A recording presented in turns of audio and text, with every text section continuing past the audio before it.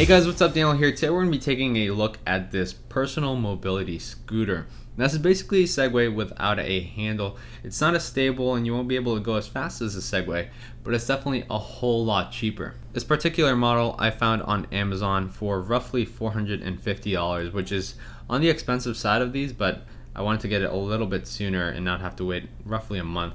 But if you're willing to wait, you can get these for $300 or close to that, or even cheaper if you get them for places like AliExpress, Alibaba, and other Chinese marketplaces. Now, you've probably seen this device. It's been shown in a lot of news networks and a lot of talk shows because there's different celebrities promoting different brands. You got the Hawk, the PhunkeeDuck, the Future Foot, we got the MonoRover, and from what it looks like, it's basically the same device, and the manufacturers or the people starting these companies are just changing up the logos.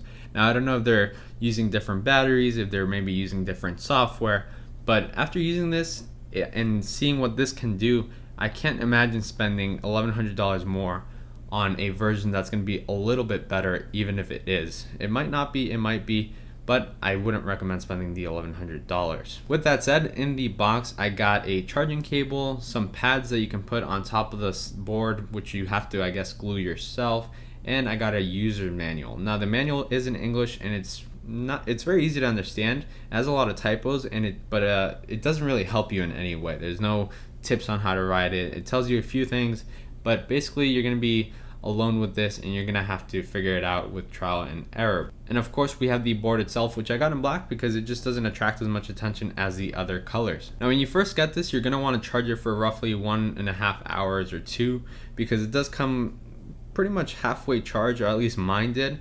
I didn't charge it, but it's always best to, because you want to prolong the battery life, and this promotes healthy battery life onto the device. Now, right away, the battery life on this thing was roughly 5 hours, a little bit over 5 hours. So it's definitely enough to get you from work to home or anything like that, or use it to commute to school, or go to the gym, or go to a pool, or go to pick up the mail, or anything like that. It's going to last you a good amount. It's definitely not as much as it advertises, but it's enough, and I used it way more than I would on a normal day, just so I could kill the battery life and see how long it lasted. One of the first things I wanted to find out is what terrain this can go over. I tried it out on grass and gravel and a few other smooth surfaces like wood and ceramic and things like that. And on gravel and grass, they both don't really work. They don't allow the scooter to go really fast because it's trying really hard and forcing the motors to go. So on the grass, it's too soft, and the gravel's a bit too hard. So I don't really recommend going on that unless you have to, but you're going to slow down to a pace that's even slower than walking. So then there's no real point of using it on those surfaces. I was also interested to see how it would handle bumps and something like a speed bump, or even just a hole in the ground.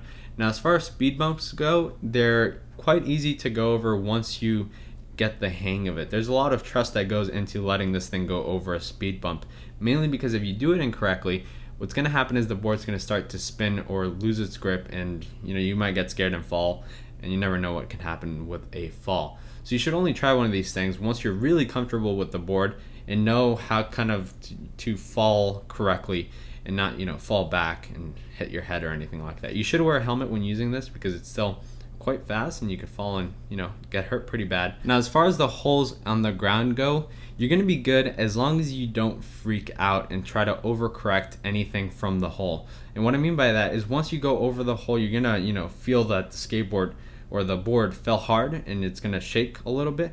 And if you try to overcorrect that shakiness from the board's stabilization motor or anything like that, then what's going to happen is you're going to scare more, the board's going to move more, and then you're going to fall. And that happens a lot when you first begin to try out the board, if you haven't had any experience like this before.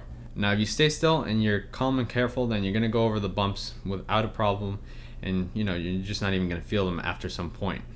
As far as going downhill and uphill, I found it really fun because it doesn't gain momentum when going downhill. You still feel safe since if you're going down a very steep hill, the motor kind of tries to keep it where it's at unless you speed up and move forward. Now, if you move forward on a hill, you want to be careful that your feet do not touch the ground, because if that happens, then you're going to fall off the board, and vice versa if you're going uphill. It doesn't matter if you're going uphill and downhill. You just don't want to turn too much on the board so that your feet hit the ground, because you could fall pretty bad. So what about riding this thing for 10, 20, 30 minutes or more?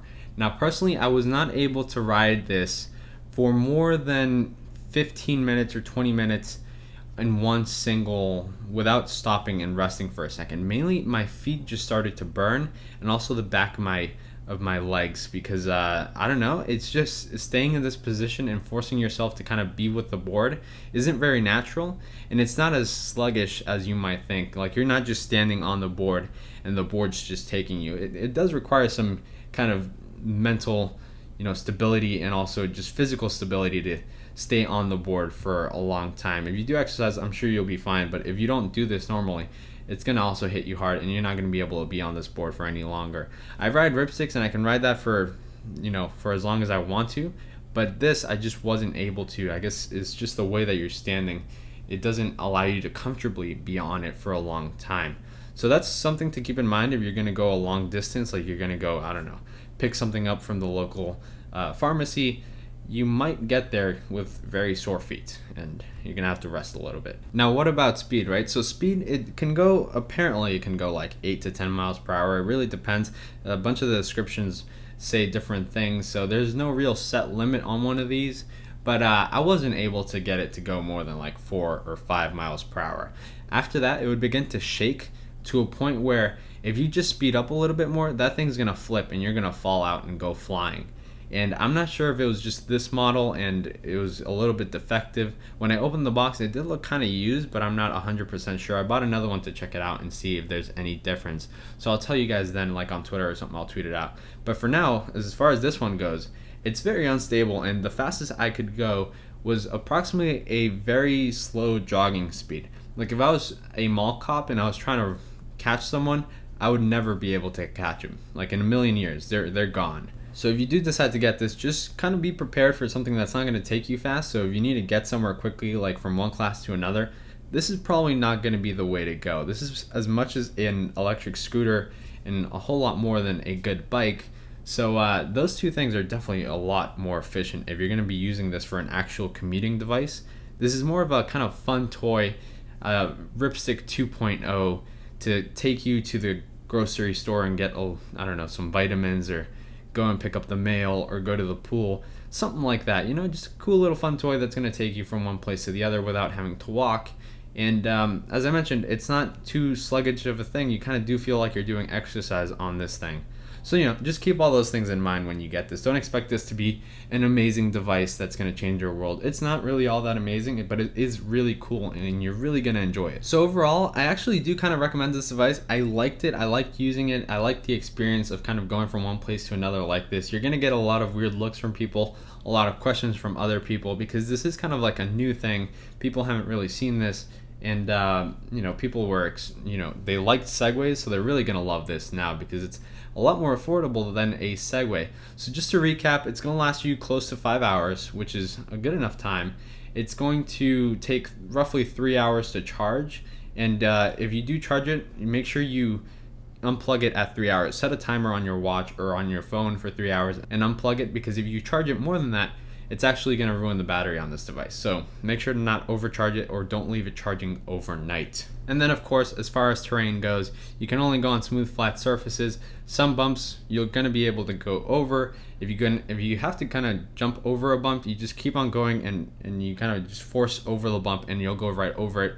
But all those things you won't be able to kind of do on day one. They're going to take some time to get the hang of it so that you don't fall and potentially ruin this device that you just purchased.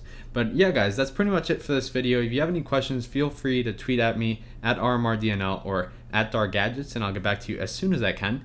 Aside from that, I'll catch you guys in the next video. Goodbye.